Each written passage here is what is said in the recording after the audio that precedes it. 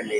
ప్రజాస్వామ్యంలో ఉన్న వ్యక్తులు, వెనక డబ్బున్న వ్యక్తులు, పలుకుబడి గల వ్యక్తులు ఎవరైనా సరే, ముఖ్యంగా డబ్బున్న వ్యక్తులు ఎవరైనా సరే పార్టీ పెట్టండి. పార్టీ పెట్టారంటే ఎక్కువ శాతం యాక్చువల్గా ఆవిడకి ఒకప్పుడు కనీసం కారులో తిరిగే స్థాయి కూడా లేదు. కానీ అటువంటిది ఈ రోజుకి పార్టీ పెట్టగలిగే స్థాయి ఉందంటే ఆవిడ ఎంత ఎలా సంపాదించగలిగితే పార్టీ పెట్టారు అనేది మనం ప్రత్యేకంగా చెప్పనవసరం లేదు. ఒక పార్టీని నడపాలంటే కొన్ని వందల కోట్లు ఖర్చు అవుతాయి. ఓకే, అలా పార్టీ పెడుతున్నారు. ఇప్పుడు మనకి బీజేపీ ఉంది, జనసేన ఉంది, లేకపోతే టీఆర్ఎస్ ఉంది, కాంగ్రెస్ ఉంది. దాంతో పాటు కవిత గారు పెట్టే పార్టీ కూడా ఉంటది.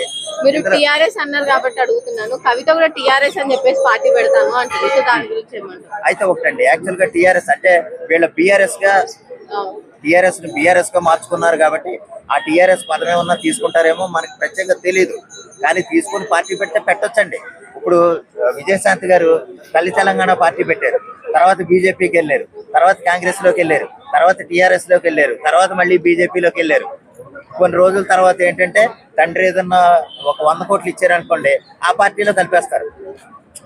ఇది కవిత గారు ఏంటంటే కొన్ని ఇప్పుడు సపోజ్ మనం యాక్టివ్గా ఉన్నప్పుడు, యంగ్గా ఉన్నప్పుడు చేయగలిగే సత్తా వేరుంటుంది. కొంచెం ముసలోళ్ళు అయ్యేటప్పటికి ఎలా ఉంటుందంటే ఈ తలనొప్పులన్నీ ఎందుకులే, ప్రతి వాళ్ళతోనూ తిట్టించుకోవడం, మనకెందుకు పార్టీ లేదు పక్క లేదని ఏ బీఆర్ఎస్ లోనో కలిపేశారనుకోండి, ఆవిడ అలాగే ఇదైపోతారు. కానీ ఏదేమైనా సరే పార్టీ పెట్టడం వల్ల కొన్ని రకాల ఉపయోగాలు. అంటే ఇంకోటి ఏంటంటే తండ్రి మీద యుద్ధానికే పార్టీ పెట్టిందని కాంగ్రెస్ అంటుంది. కాంగ్రెస్ కి ఎలాంటి వ్యతిరేకం లేదు కవిత అని చెప్తుంది. అంటే కవిత వెనుక కాంగ్రెస్ నుండి నడిపిస్తుంది అనుకోవచ్చా? ఉండొచ్చు. ఎందుకంటే ప్రస్తుతానికి వాళ్ళు ఎలాగంటే తండ్రి మీద, కేటీఆర్ మీదే ఆవిడ ఎక్కువ మాట్లాడుతుంది. ఆవిడ ఎందుకు మాట్లాడుతుందో, ఎలా మాట్లాడుతుందో, ఇంటర్నల్ గా కుటుంబంలో ఏమన్నా గొడవల వల్ల జరిగి తండ్రికి వ్యతిరేకంగా తిరిగి పార్టీ పెట్టిందా అనేది అది వేరే విషయం అయినా సరే, ప్రస్తుతానికి అయితే ఒక పార్టీ వెనకాల ఒక సపోర్ట్ లేకపోతే కనుక ఒక ఆవిడ మాత్రం ఆవిడ ఆ విధంగా చేయలేదు. గట్టి సపోర్ట్ అయితే ఉంది. ఆ విధంగా కాంగ్రెస్ పార్టీ సపోర్ట్ ఉంటే ఉండొచ్చు కూడా. ఓకే, ఇంకోటి ఏంటంటే కవిత పార్టీని ప్రజలు ఎందుకు యాక్సెప్ట్ చేయాలి? ప్రజలు యాక్సెప్ట్ చేస్తారని నేను అనుకోవట్లేదు. ఎందుకంటే కొంతమంది నాయకులు, సపోజ్ నేను దీని పార్టీలోకి వెళ్ళాలనుకుంటున్నాను, అక్కడ 100 మంది నిండిపోయారు.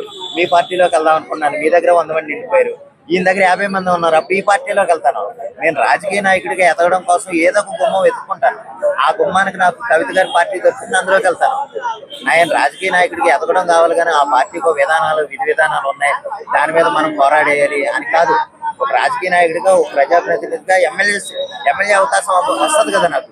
కాంగ్రెస్ లోకి వెళ్ళాను అనుకోండి, అక్కడ ఎక్కువ ఉంటుంది, కాంపిటీషన్ ఎక్కువ ఉంటుంది, టీఆర్ఎస్ లో ఎక్కువ ఉంటుంది, బీజేపీలో ఎక్కువ ఉంటుంది. ఈవిడ పార్టీలోకి వెళ్ళిపోయిన అనుకోండి, గాలిశ్రీ ఓటర్ కింద ఏమన్నా ఎమ్మెల్యే అయిపోతానేమో. ఆ విధంగా ఒక ద్వారం ఎత్తుకోవడం తప్ప అంతకంటే ఇంకా.